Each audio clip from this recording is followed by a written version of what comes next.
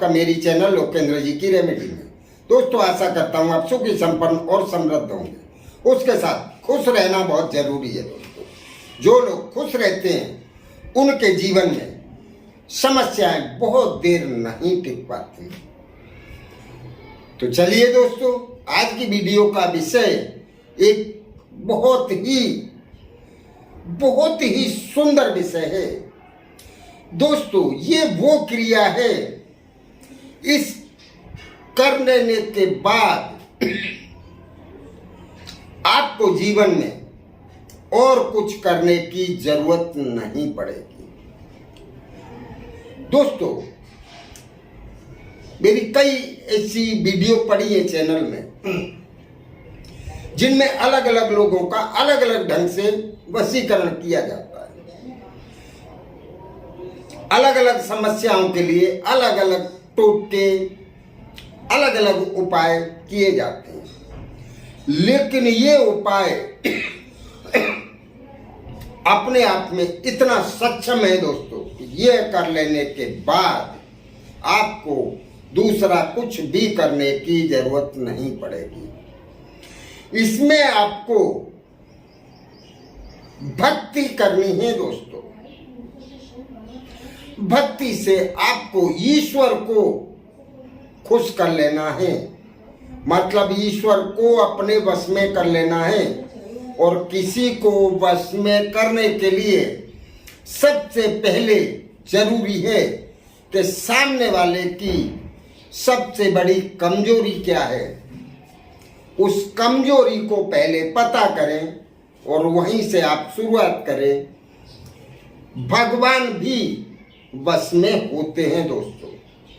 उसका आपके सामने मैं उदाहरण बता रहा हूं। हनुमान जी को आप सभी जानते हैं। तो हनुमान जी ने भगवान राम को अपने वश में कर लिया है दोस्तों। ये साक्षात प्रमाण है। सो मेरे पवन सुत पावन नामू, अपने वश करे राखे रामू। तो जिस पे भगवान प्रसन्न हो जाए या जिसके ऊपर भगवान की कृपा हो जाए, उसका कोई क्या बिगाड़ सकता है। दुनिया में ऐसा कोई पैदा नहीं हुआ जो उस व्यक्ति का बाल भी बांका कर सके, उसके बाल तक को कोई छू सके, ऐसी किसी में ताकत नहीं है दोस्तों।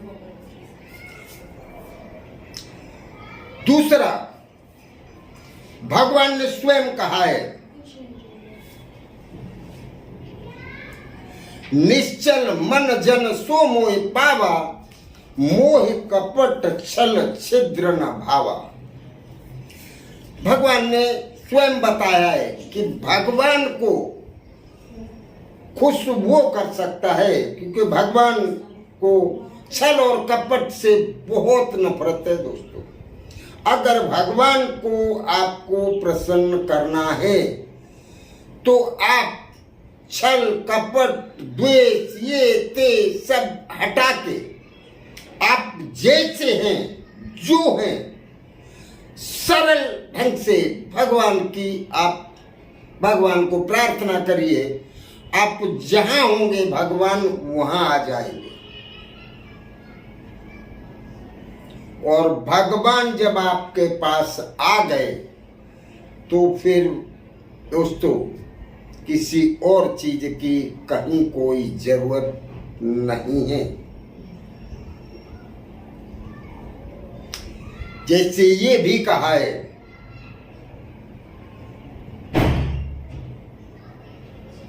सज्जल मूल जिन सर तय नाही, और बरस गए पुन तबई सुखाई।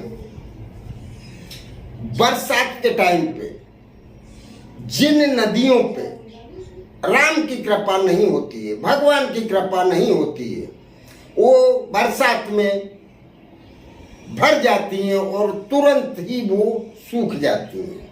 और जिन नदियों पे भगवान की कृपा होती है वो आदि अनादि से बह रही हैं, वो कभी सूखती नहीं है। तो ये एक बहुत ही सुंदर उदाहरण है दोस्तों। भगवान की शरण में जाने के बाद दुनिया में कोई ऐसी शक्ति नहीं है जो आपका कुछ भी बिगाड़ सके।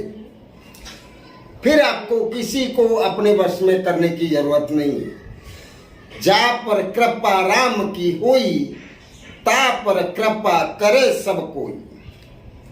जिस पर भगवान की कृपा है उस पे तो हर व्यक्ति कृपा करने के लिए, हर देवी देवता कृपा करने के लिए आतुर रहते हैं।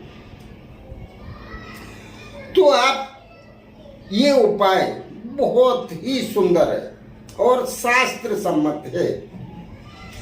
एक बार आप इसमें ट्राई करके तो देखिए।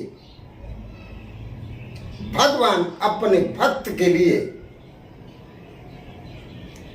हमेशा आतुर रहते हैं। पर दोस्तों, मैंने इस वीडियो में आपको बताया है कौन से भक्त के लिए।